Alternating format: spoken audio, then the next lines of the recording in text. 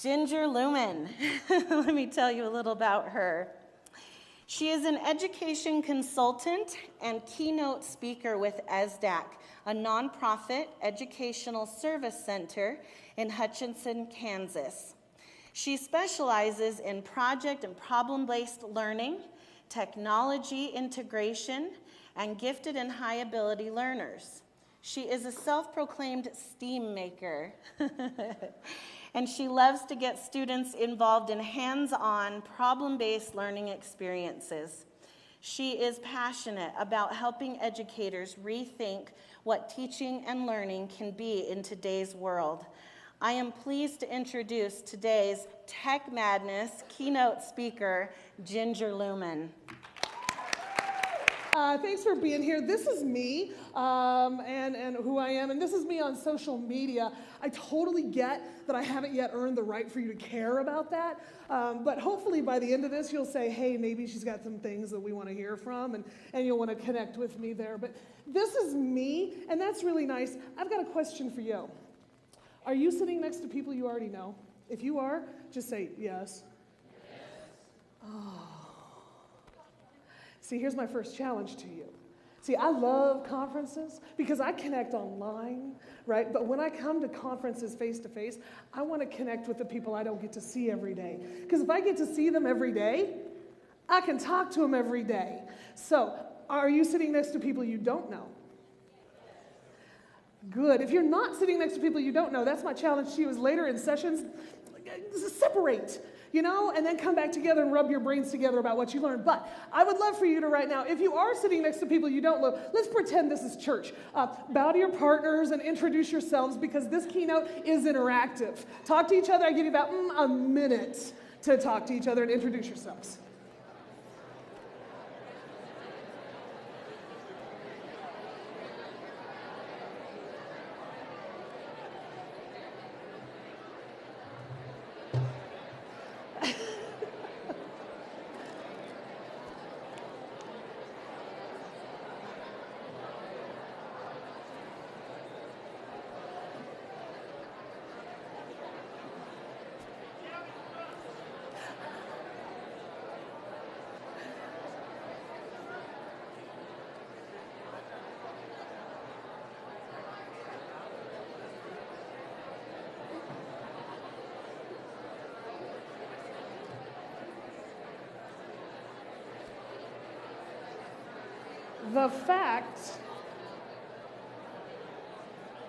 The fact that you're actually having conversations right now makes me really happy because sometimes when I ask people to talk to each other, they don't.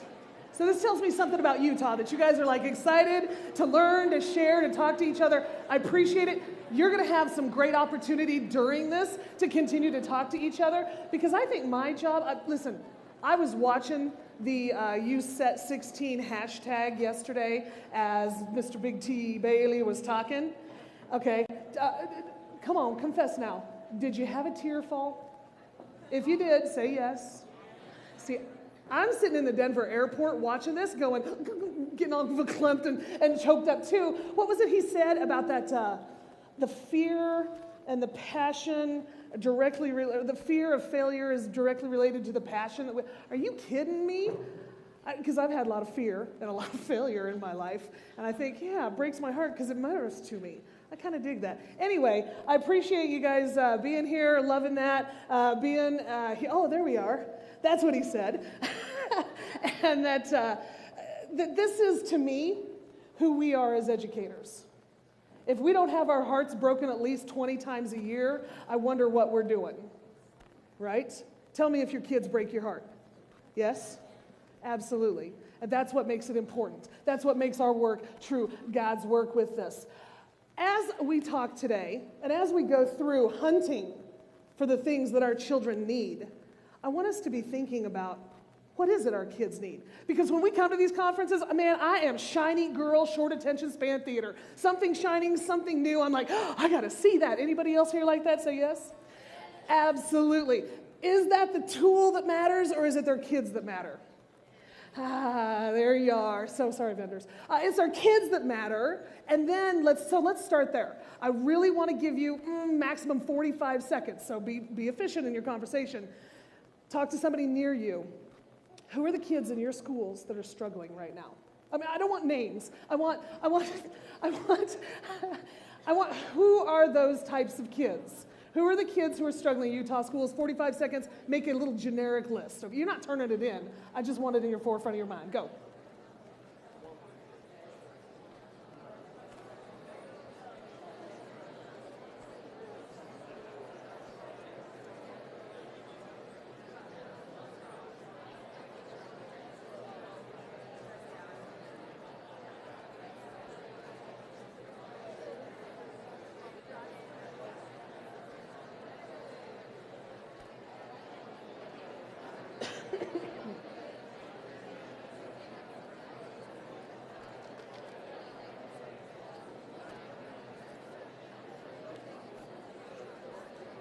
Okay, come back to me here. How many of you have at least 3 of the types of kids on this list? Say yay.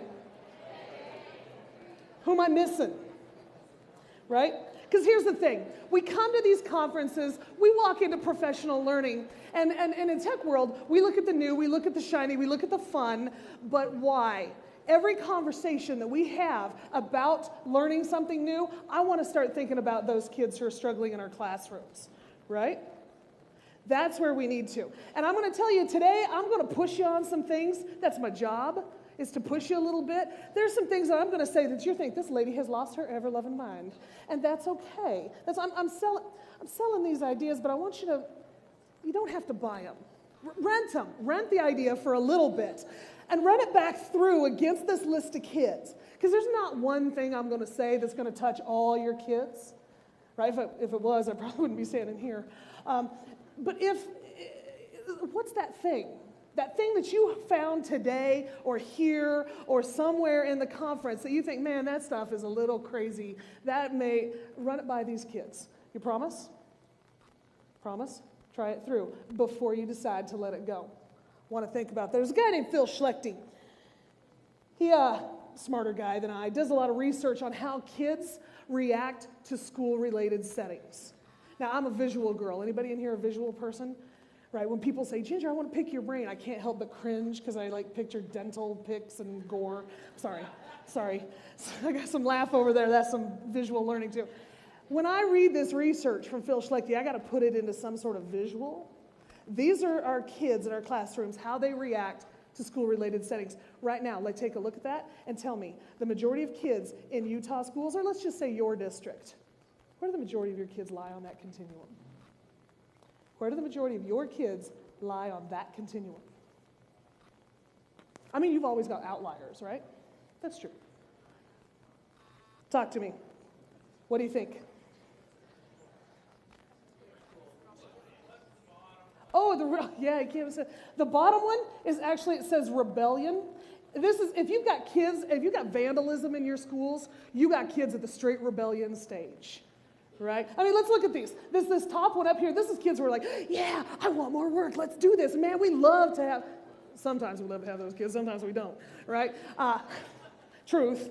And then the second is the strategic compliance. These are the kids who are good to get, just long enough to get exactly what it is they want. Or, not to get what they don't want. Christmas is coming, and I'm going to be a good kid, but as soon as Christmas is gone, I'm going to go back and be my bad old self again. Do we have those kids? I was that kid, right? And ritual compliance, that's the kid who's in our classroom, because that's what kids this age do. You go to school, that's why I'm here, right? That next one, we retreat, that poor kid's drooling on himself, right? So where would you say the majority of kids lie? I hear people saying ritual. Anybody else? It breaks my heart. Most people and most school teachers, when I talk to them, they say somewhere between strategic and ritual. I want to run that by us in our in-services as teachers. Don't answer out loud. Where would you lie in your in-services? Right? Right. I mean, truth here, right? Because my guess is that whatever it would take to move you up that list, is the exact same thing that would take to move your kids up that list. So what is that? Is that choice? Is it voice? Is it hands-on? Is it movement? Is it a different place and time? I'm just asking the questions, right? You guys come on, go with this. I'm originally a social studies teacher. My first jobs were as middle school, high school social studies, so I talk in stories. After that, I started noticing that there were kids like me in my classroom, and we'll talk about that in a little bit. First story I want to tell you a story about two sisters. You with me on this? True story. This is a sister. We're going to call her Abby, because that's her name, and I can never do pseudonyms. Anyway, so this is a true story. Abby was the girl who we loved to have in the classroom. Think about this. She's the girl who, even as a young kid, would work really hard to get the top marks that she possibly could. Right? So there she is in junior high, going on into high school. And if she missed a point on an assignment or a quiz or a test, she would go up to the teacher, and not to grade grub, but to say, what did I do wrong and how can I get better? We love those kids, yes? Absolutely. Get on into high school. What do we tell kids that they need to do in order to be successful? Take the hardest classes you can, work hard, be well-rounded, right? Isn't that what we tell them? And Abby did exactly that. She took all the hardest honors courses that her little high school offered. She made all the top scores that she possibly could. She was in sports and basketball. She was there. She is that totally 80s flavored, right? There she is in a trio. She was a singer, and no surprise, she gets to the end of her senior year, valedictorian, right? Got a full ride scholarship to the University of Missouri, Columbia, going to be a biochemical engineer major, right? No slouch, no slouch. Did I say full ride?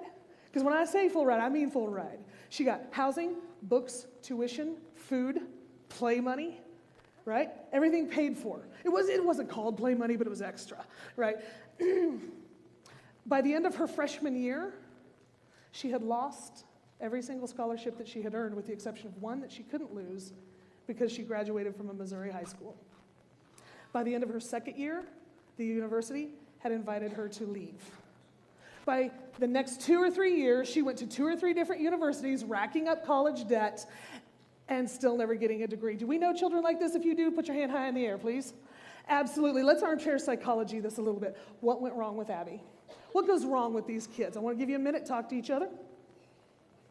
What goes wrong with these kids?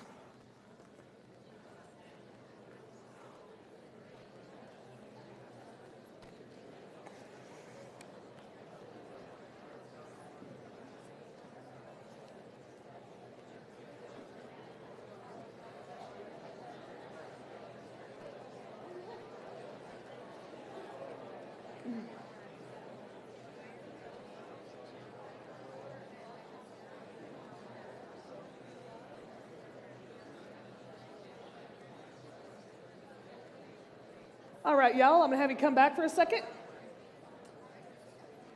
Please point to the person who said something smart. Point to the person near you who said something smart, right? I see that you two over here are all pointing to him, right? Good. Tell me what it was he said. Oh, you thought I was going to make you pick? No. You two tell me what it was he said.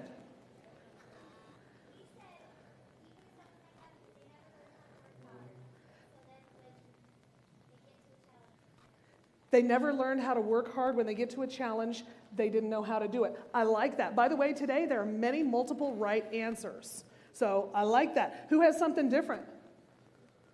Something a little bit different. Tell me.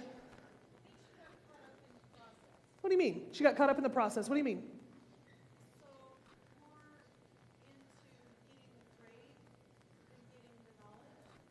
I like it. Tell me more. More about getting the grade than getting the knowledge. Tell me more.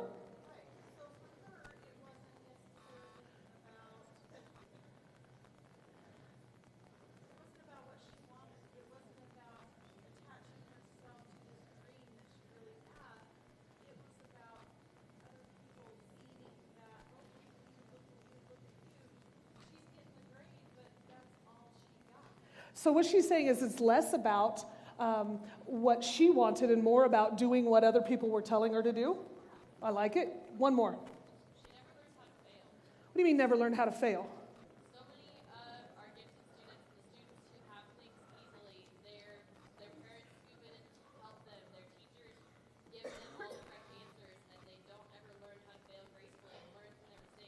So you're telling me that we told Abby what to, when to, how to, and all she had to do was do. Do we have kids like that? Absolutely. And I think you guys are all right with this. She did that. We told her what to, when to, how to. When she got out of college, what happened?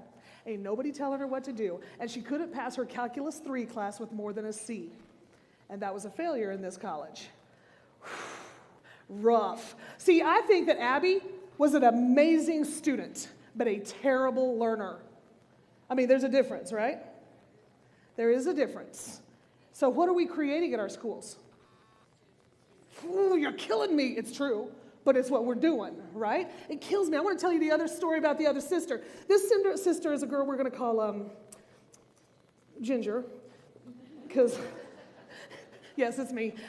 Ginger was the sort of girl, Abby's sister, who was very different than Abby. See, I was the sort of girl that I learned very early that if I laughed at the teacher's jokes and smiled and answered questions from time to time, I got to do whatever I wanted to, whenever I wanted to. I learned that as early as 3rd grade. Now, this is like the late 70s, early 80s. I'm not going to make judgment on who we have out here, but help me with this. I'm sliding down the stairway banister, right? Meanest teacher in the school, Mrs. Jenny Hobbs, sees me, and she says, Ginger. Man, I hopped off that banister, maybe leaked a little, I don't know. And she, what happens to you when the meanest teacher in the school in the late 70s catches you sliding down the stairway banister? What happens? That's right, getting a spanking, getting swats. And I know that if I get 2 swats at school, I'm getting 4 when I get home because my dad's not a nice guy, right? Anybody else got that, Dad? Yeah, you're welcome. And so there I am, Mrs. Hobbs. Ginger, you know better than that. And then she walked on. Nothing happened to me. Right? So I don't know, I'm 3rd grade, I'm dumb. Whatever I did, math room or whatever. Fast forward a few more years, I'm in junior high. Teacher says, Ginger, or everybody, class, time to turn in your homework. Cool. Open up my notebook, and I start looking through it. I was just right here, right? And I'm looking through the textbook, trying to dump it out, knowing full well I had never done that homework. What's the teacher say to me? That's right, because I'm a good kid. That's okay, turn it in tomorrow. And I might not, doesn't matter, because I'm going to ace that test later anyway. What am I learning in school? Talk to each other for real. What am I learning in school?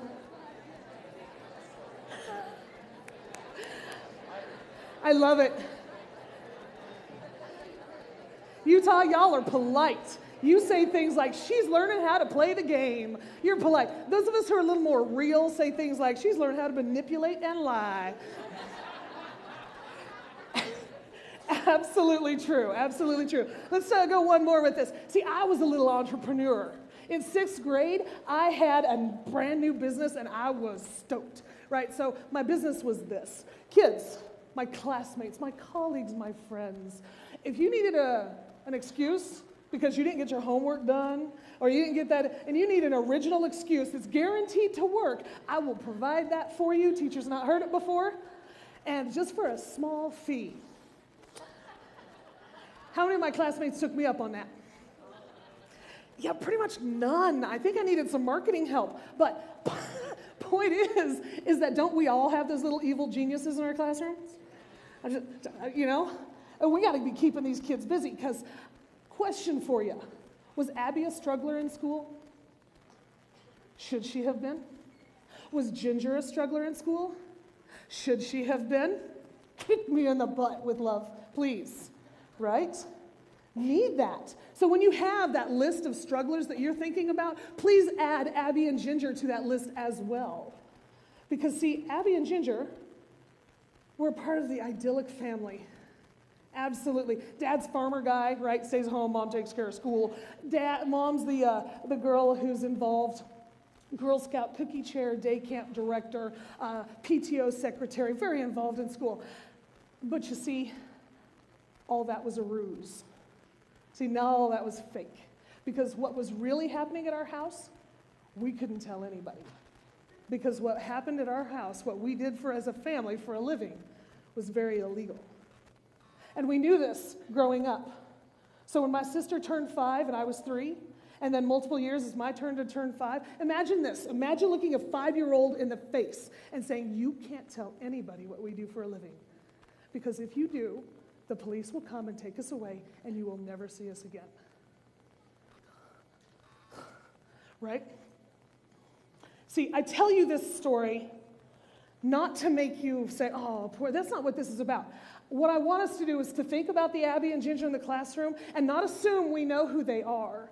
Because there are kids in our classroom who have secret struggles. They're hidden in plain sight. Am I right? Say, yes, I am. So when we think about these kids and who's struggling, let's think about all our kids, yes? Talking about a modern learning environment today, I am assuming that if you're in this audience, you've drank some sort of Kool-Aid, right? You're already wanting to do more and better. Raise your hand if you've got staff and colleagues back home who are not quite on that bleeding edge yet. Say yes if that's true. Right, so some of what I'm going to say today, you may roll your eyes and say, girl, are you kidding me? We've been doing that for 100 years. I'm going to say we have been or you have been. Because if your colleagues haven't been, steal my words. Make them your own and tell them back at school if they're powerful to you, okay? Okay. When we talk about a modern learning environment, let's talk about what a modern learning environment has been through the years. Remember, I'm a social studies teacher? You can read this. Maybe some people on the wings can't, right? 1801, the big invention was the blackboard, this thing. Now I can write all the assignments up there and the kids can see it. That's awesome. Oh, I went backwards. Let's go forward. Back in time. In the 1960s, we didn't have to write everything. Did I skip something? Nope, I'm good. In the 1960s, we didn't have to write everything on the chalkboard anymore. We had worksheets. Woohoo! Anybody else do that? Choo-choo with the old purple. Don't tell me I'm the only one. I don't know why. My classmates were doing it. I was like, okay, that's kind of fun. Okay. But that's, right, that's what we were doing. And in 85, the first computers coming into our classrooms. Woohoo! And so the teacher is not making these anymore, right? We're typing them out and changing whatever, because this typing thing on the, who took keyboarding on a real typewriter?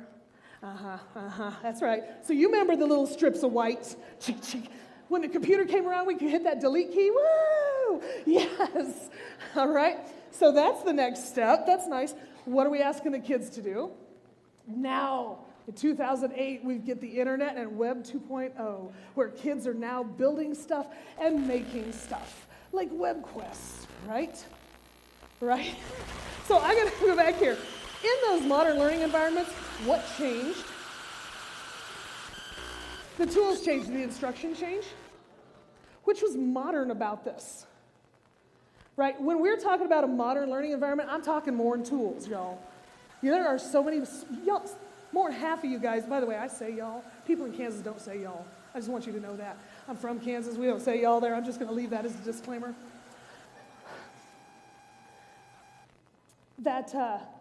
There are a lot of people in this room, I guarantee, are smarter than me with hardware and software. I'm not going to pretend that I am a genius with that. I want us to ask a lot of questions about the instruction that makes the tools work. Does that make sense? Because a tool in the wrong hands is useless with the wrong purpose. See, I want us to think about bridging that innovation gap. Those of us who are here who've drank the Kool-Aid are on one side of this gap. Our colleagues back home who say, oh, that's so crazy. I have really important things to teach. You go ahead and do that fun stuff with the computers. I'm teaching important things. Have you ever been told that? Breaks my heart and makes me mad.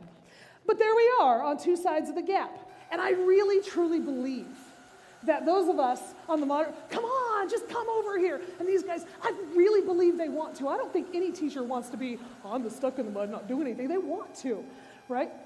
And when that gap was small, before all these changes, it was easier to make that jump.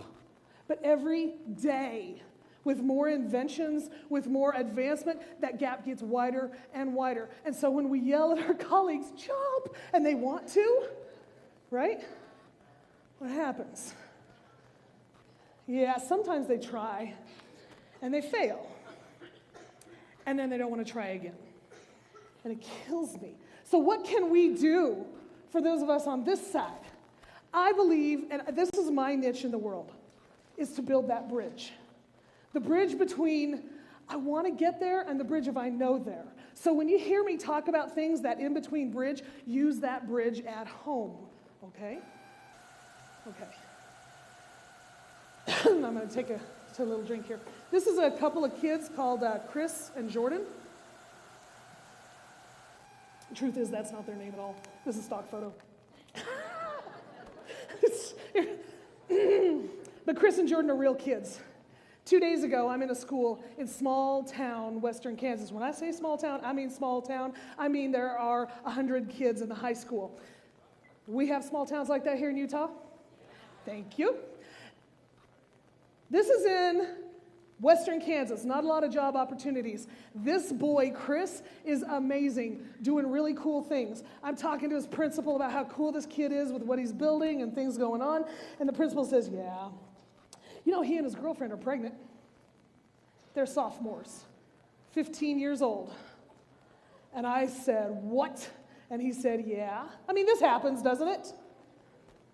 As teachers, how does that change our conversation about Chris and Jordan? How does that change our, because when I hear about 15-year-old kids getting pregnant, I know what's going to happen to that boy. That boy's going to really try to get finished with school, but dad's going to say something like, I'm done fitting your kids' bills. You need to get a job. Is this true? And our boy and our girl may not finish school.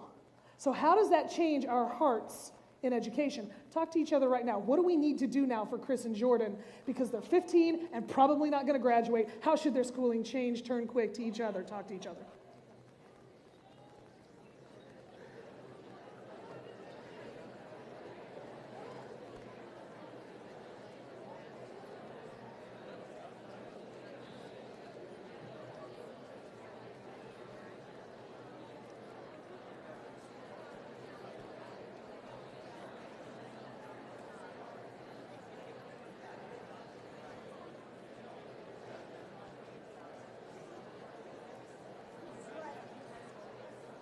I think it changes two things in the conversation.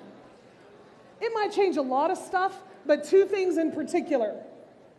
It changes the urgency, it changes their urgency, and it changes the relevancy conversation, doesn't it? How do you make them sit there through and talk about the War of 1812 when they're facing a child? Are you with me on this? Now, what happens if we just start to look at all kids as if they've got a pregnancy issue? How would that change our schools? Because if we can cut it out for two that are important, why aren't the other kids important too? I'm just going to drop that on you. Because I thought about that. I thought, whoa, why am I only thinking about these two? Shouldn't relevancy and urgency be important for all kids? So how does that change our conversation about what's working? I've got five things here that I want to talk about that we want to make sure that we have in a modern learning environment. I'm not reading this to you. I'm assuming you can read, and I don't read slides, which I can help from it, right? So let's dive into this. Open education resources. If you're familiar with this, put your hand in the air, say yay. Very good. If you're not, say no. Yes, a good opportunity for learning. Right? Open education resources are those resources that we can find online and for my second favorite F word, for free, right? My first favorite's fun. I don't know what y'all were thinking, but it's fun and free. Very good. So these are the things that we can access using our devices, right? That now we're not having to, what's your printing budget at your school district? Tens of thousands of dollars, if not more. I mean, in a small district, it's tens of thousands. If you've got a big district, what could you buy with that, right? This is the first step, the first conversation, where kids and teachers can now start to feed themselves, that they don't have to go to something.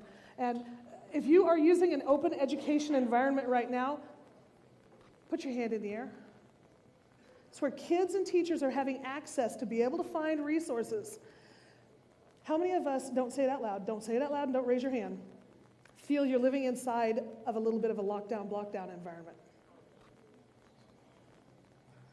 Because I think, let me go, I'll get there. Because I think this is true. When we lock down, block down, we're not keeping the kids safe, We're keeping them isolated. How does that change our conversation? Right? There's some things I wanted to go back and take a look at here. So, in our open education resources, some of the things we want to talk about is engagement. I had a teacher, I'll just say recently, that I was in her classroom, and she was a really great social studies teacher. She was sitting on her stool behind her podium, doing what we have stereotypical social studies teachers doing, right? Sitting there with her PowerPoint of all bullet points. As she read each bullet point, talked a little bit further than the kids were writing.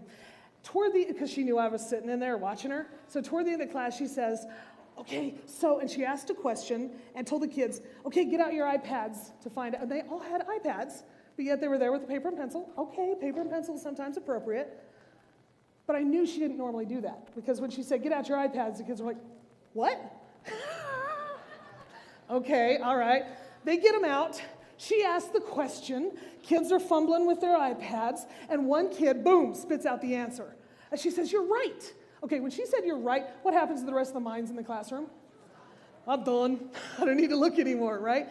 And so she said, the kid read it off it was about the Constitution, one of the amendments. He said, it's the 10th Amendment, and it says blah, blah, blah, and he reads it out. And she said, oh, now do they have that out to the side? Can you read it, what it says in plain English? He said, no, they don't have that on here. And she says, yeah, they do. And he says, no, they don't. She goes, where'd you find your answer? He said, I Googled it. And she goes, oh, what did you get in your textbook? What's the problem with this?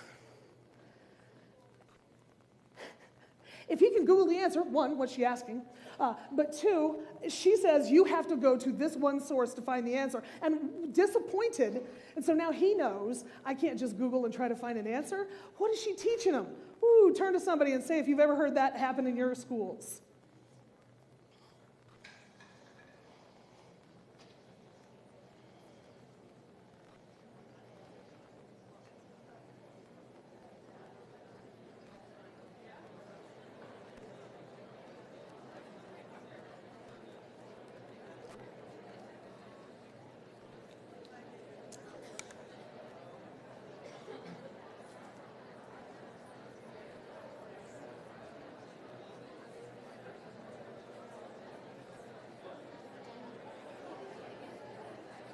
See, I understand that in a keynote, I'm supposed to talk at you and you're supposed to politely listen, but I can't do that because what this classroom was missing is the exact same thing I think my keynotes would be missing, and that's engagement. If I'm talking at you, you're thinking all sorts of things, but when you talk to somebody else, in those conversations you've already had in this room this morning, if you've heard something that you were like, yeah, that's a great idea, put your hand in the air by talking to somebody. See, that's where the engagement's happening. If you hear from me, you're hearing from one slanted point of view. But when you got that engagement, man, that makes all the difference in the world. And I want to practice what I preach. So what needs to be true in order for your district to shift toward having access to these open education resources? What needs to happen? Trust? I love that answer. Most people say bandwidth. That's true too. It's true too. But trust. I love that answer. Whoever said that, you're my new favorite participant. Love you. Right? These are the things that we have to have conversations with back at home. And if you're a good leader, by the way, if you're an admin, throw your hand in the air. Oh, look, they're like, meh. Okay. 2. Good. If you're a leader in your school, throw your hand in the air. Oh, a few more. If you're a teacher in your school, throw your hand in the air. Welcome to the world of leadership. Those of you with your hand in, absolutely. So good leaders who want to make change in their schools and in their classrooms, these are the sorts of questions we want to ask back home. If you're not using, totally just brought that finger out. If you're not using open education resources in your schools, start the conversations. Because that, to me, is the exact first step. It's the first step and it's the most basic step. Those of you who are already using it, great. How many of us are using some sort of flipped classroom model? Say, yeah, good. Those of us who are not, say, no. What a great opportunity. Now we have access to the resources. Now we can do stuff with them, right?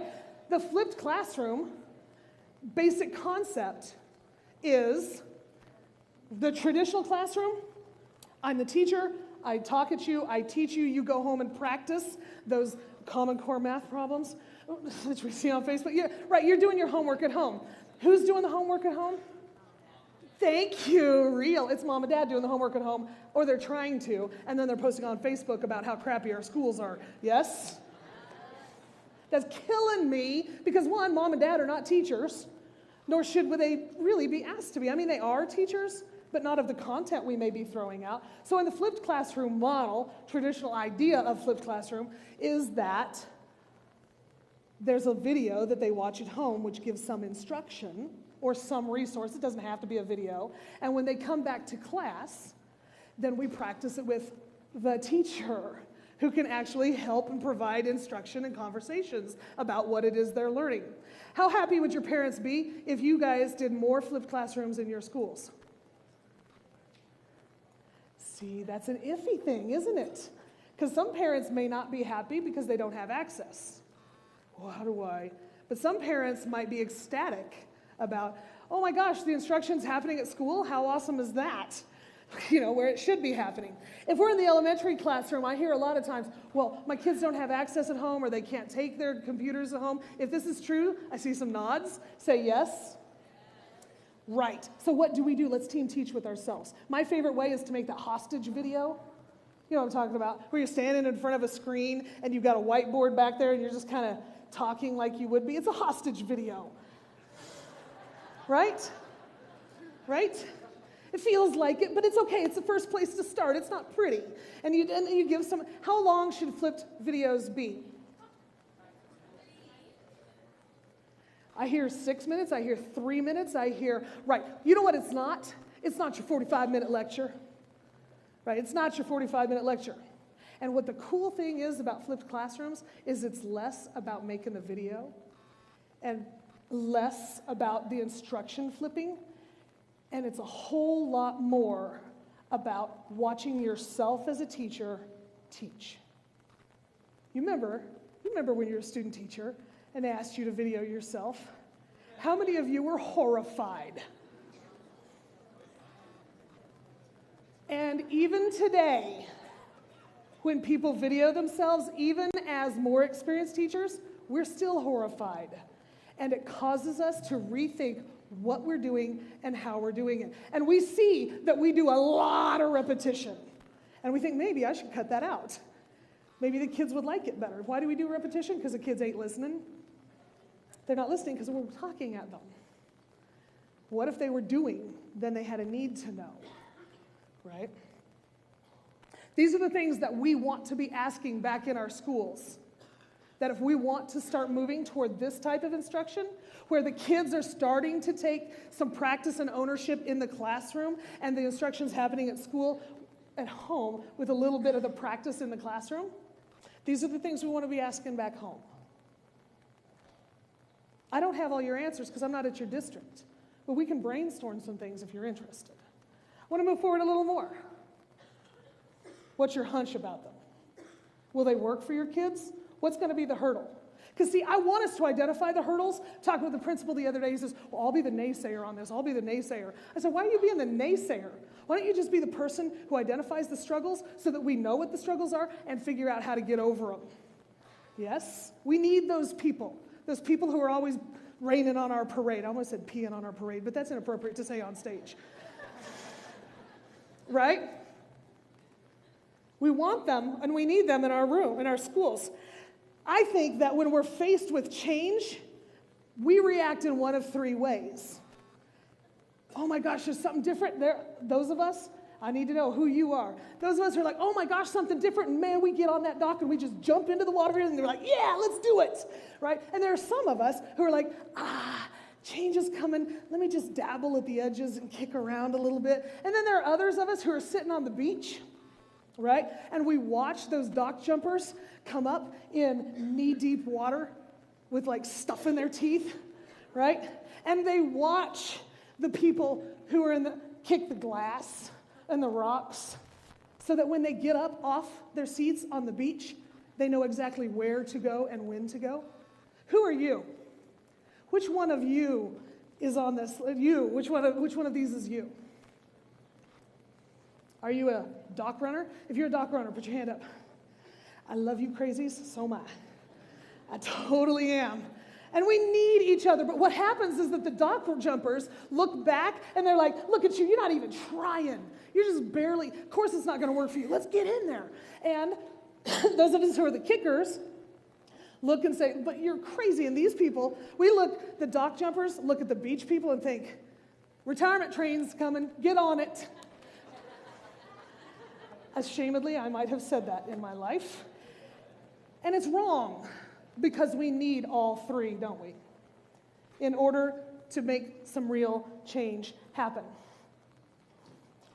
Another point, once you've got your flipped classroom down, now it's time to take it to where it truly is student-centered learning. If you're doing project-based learning, which, by the way, is not the same thing as doing projects. If you're doing project-based learning in your schools, say yay. If you wish you were, say yay. Right. Project, problem, passion-based learning has been my life for the past 10 years. I was lucky enough to be asked to start a school, grades 5 through 8, and they told me, Ginger, it has to be PBL, has to be one-to-one laptop. I got 2 days of training with the Buck Institute, and they said, go. And it was me and 16 kids, grades 5 through 8 all together. Remember I told you I'm a social studies teacher? Right, so I'm teaching all the subjects. Delicious, delightful. I call that baptism by lava. And I got to learn real fast because I didn't know what I was doing. They asked me, they said, Ginger, are you good with technology? I said, absolutely. Here's what didn't happen. Ginger, are you good with technology? Because there's nobody with wires and pliers. If one of your laptops breaks, can you fix it? But they didn't say that. They said, are you comfortable with technology? I said, yes. Because in my mind, I said, I understand the Microsoft Office suite. I know how to put attachments to emails, and I can surf the web. Are you comfortable with technology? Yeah, I am. Good. And I'm hired. First day of school, we open up the boxes.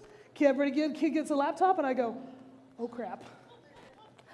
Really, seriously, for about the first year, my 5th grader, I had one 5th grader who was my tech support. And then for real, thank God he was mostly honest.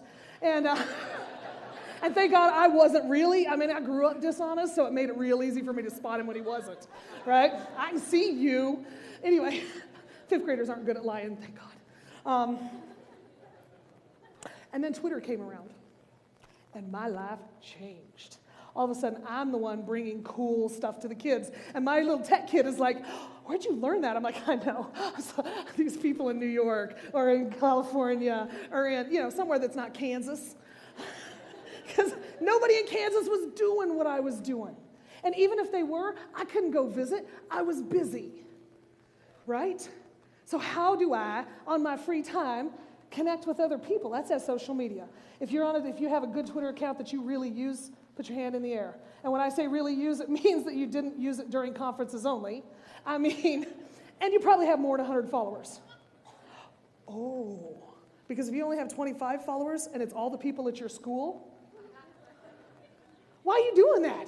Just walk down the hall and talk to those people. I want to connect with people I don't know. Again, rubbing those brains together, right? And let's learn some stuff, get some friction happening. So, what's the difference between doing projects and project-based learning? Quick, turn to each other. Look, they're tag teaming out. I love it. Sorry. What's the difference between doing projects and project-based learning? Talk to each other.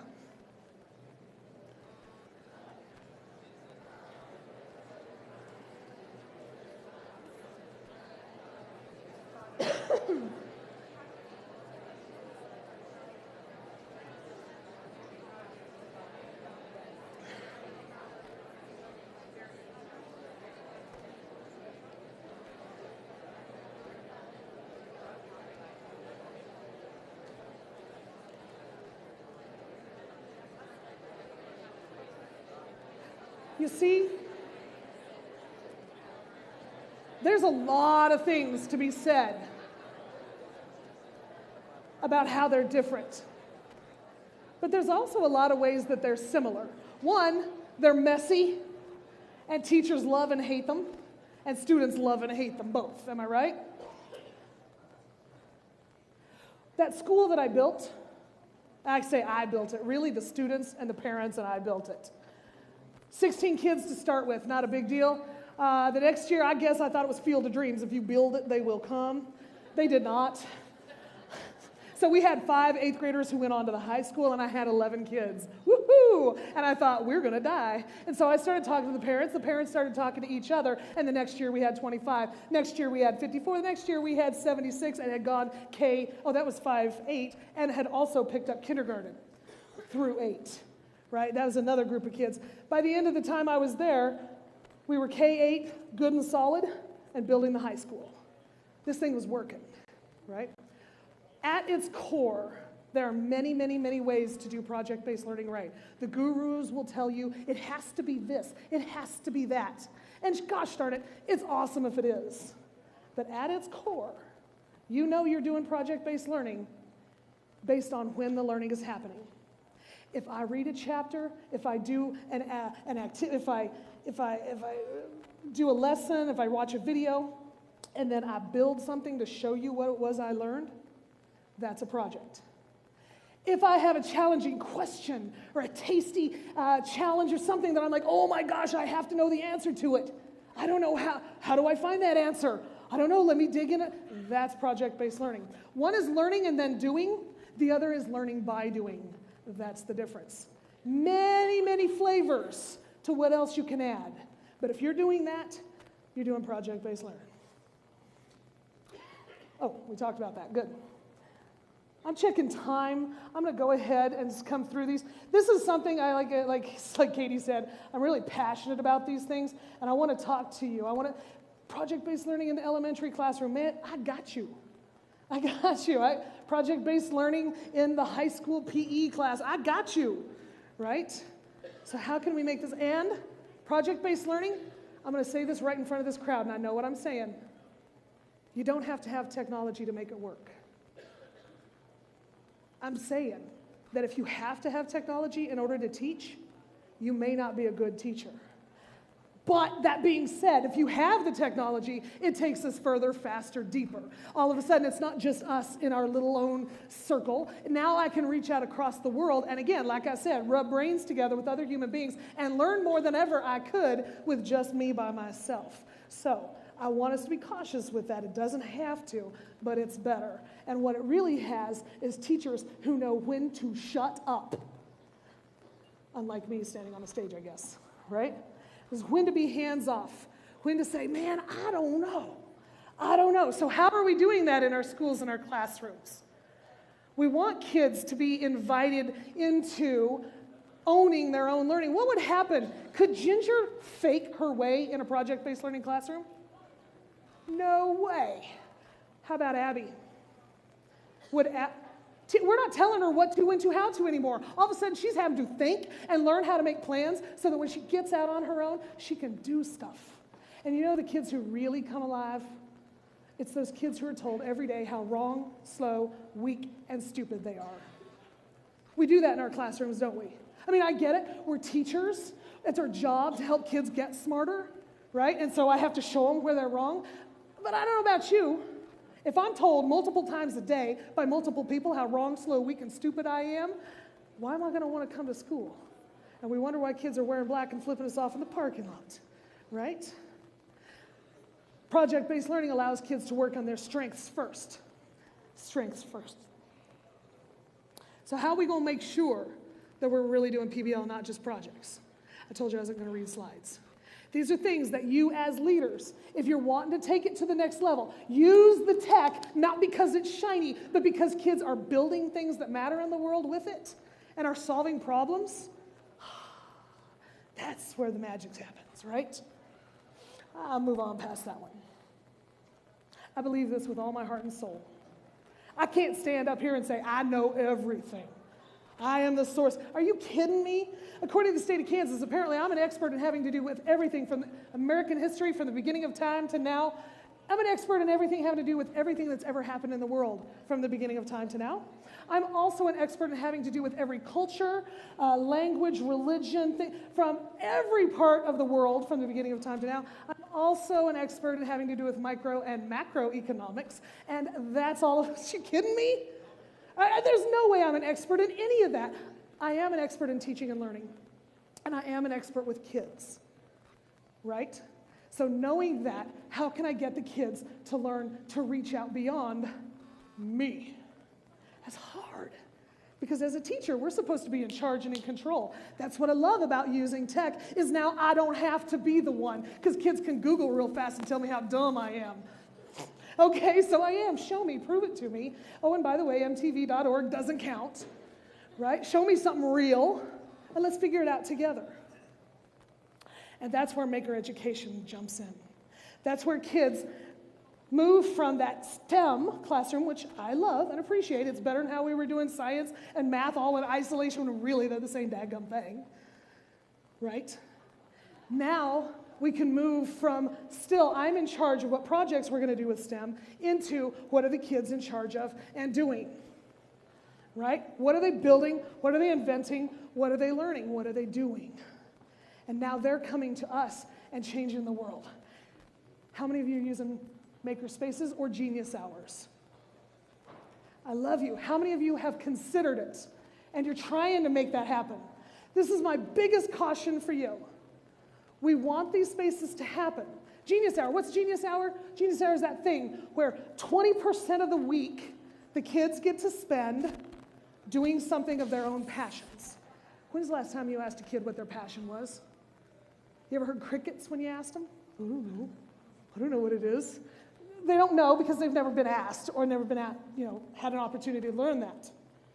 So we're setting up these genius hours where they get to explore what's cool, what's fun. And we drop in some thoughts and ideas. We drop in spheres, we drop in hummingbird robotics and coding, and we drop cool stuff, and the kids love it. My caution is this. When we build these things out to the side, are we doing it as a side dish or a petri dish? Because if it's a side dish, teachers say, oh, I don't need to be hands-on. They're getting that over there. I'm just teaching the important stuff, and nothing changes in the classroom. When you have a great opportunity to go study over there and say, why is it that kids are coming after school to continue to do this stuff? And how can I bring that into my classroom to change the kids' whole world? Because this is 20% of their time. I love Genius Hour, but dadgummit, why can't we do that 100% of the time in my content area that matters too?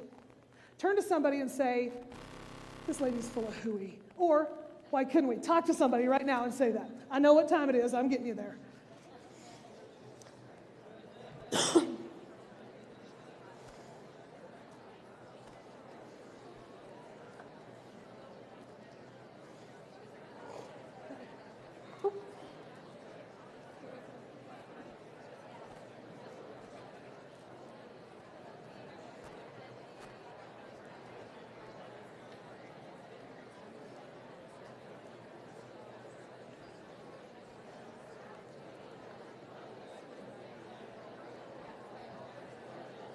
I can't let you go, and I know what time it is. Sorry, Katie. I'm assuming that's why you built in a little flexible time, because you knew I'm a talker. Okay, I promise. I can't let you go without talking to you about this thing that's right here, the godium. Are you cheering back there? Are you? You guys know about the godium. Okay, you saw this thing, and you're like, why has she got her computer on that when there's a perfectly good podium over there? Right? The truth is that I get to be on a lot of different stages in a lot of different classrooms, a lot of different locations, and all of them are different. Do you know how hard that is to come up and just be like, oh, let me figure out your configuration right before I talk to a couple of people, right? It's a little nerve-wracking. And so the idea that my friend Kevin Honeycutt, if you know Kevin Honeycutt, say yeah? I'm glad you like him, me too. Kevin Honeycutt is my partner, been my partner in education for about the past 10 years. And this man, if you've not met him, is crazy in a good way, right? And his idea is, he's the same sort of thing. We both work and talk, and he says, I want something that's universal. So that when I come up, see, let me turn this around for you. This is more than a podium. This is actually my suitcase, right? This is just the lid that pops on back here. And I can put all my tech supplies in there. This time, not only did I put my cardboard makerspace stuff in there and put it on a plane, I also put this stool in there for a reason. You see, that's a student-created project. There are some kids who said, let's do something. Let's make something. And Kevin said, I have a need. I don't have time. And he explained what his problem was. The kids out of cardboard, that thing right there is cardboard. It's cardboard that's painted. It's called the Godium. Go podium, go podium, right? And he says, help me out with this. Kids put their heads to it. These guys are just old farm boys out in western Kansas. You recognize what this is? Yeah, man, that is Google Sketchup. What does Google Sketchup cost? Or is this called Sketchup now? What's it cost? Free, right?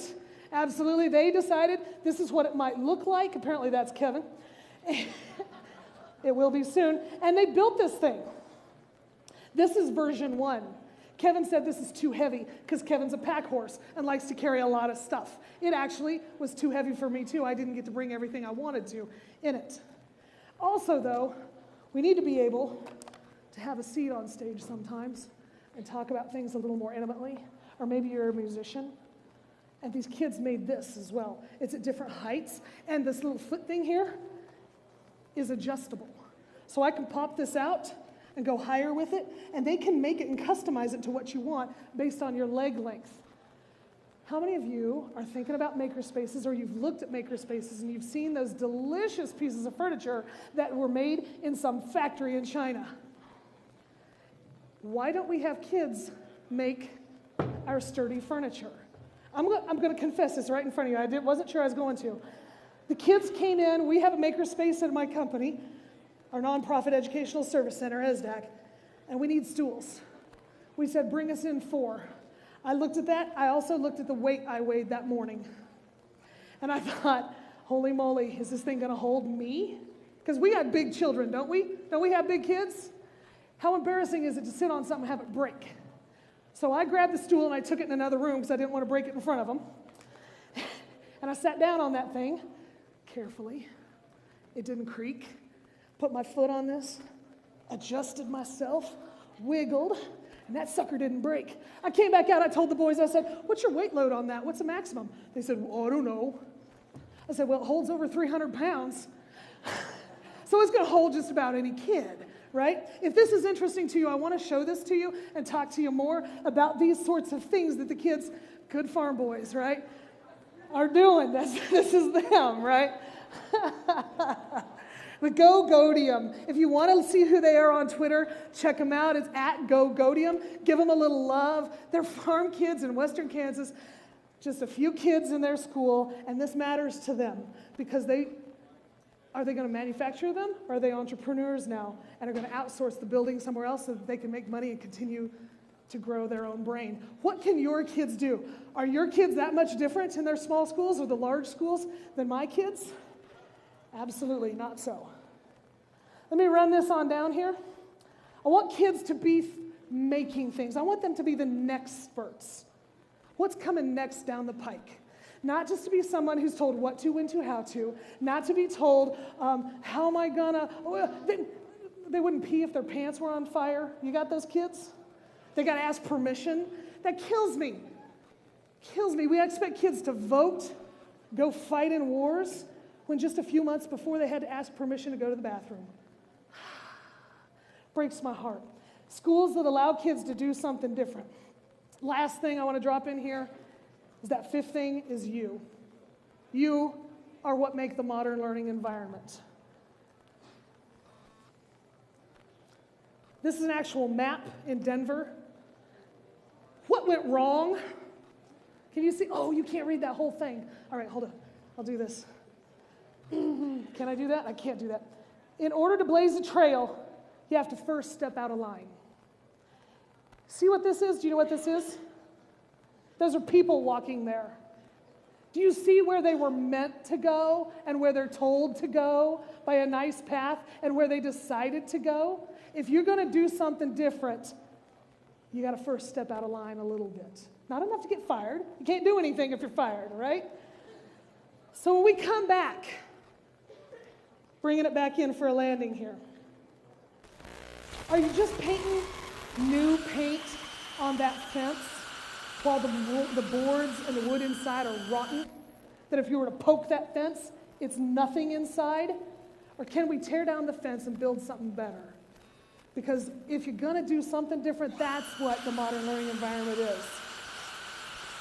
Those of us who consider ourselves innovative, you're only innovative based on the last time you questioned the established authority.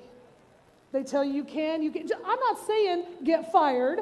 I'm saying, why do we do this? What happens if we start acting with urgency and relevancy for our kids as if they were all pregnant and it mattered? Because I think our kids, when they wake up, they don't wake up and think, how can I ruin my life? They say, I want to do something better. Okay, maybe if we teach high school and we think some kids wake up and want to ruin their lives, they weren't always like that. What happened to them? What changed their lives? I think it might be us is a big piece of it. Ladies and gentlemen, this is me. I'm going to be working with some kids I've never met before in the playground here later this afternoon. And then my last session today is basically, it's you. You're going to come in, talk to me, and I'll just have a conversation with you. I have slides if you want them, but otherwise it's just us talking, and I honor you and say thank you for coming. Now let's get out there and hunt for those kids who are really struggling. Thank you.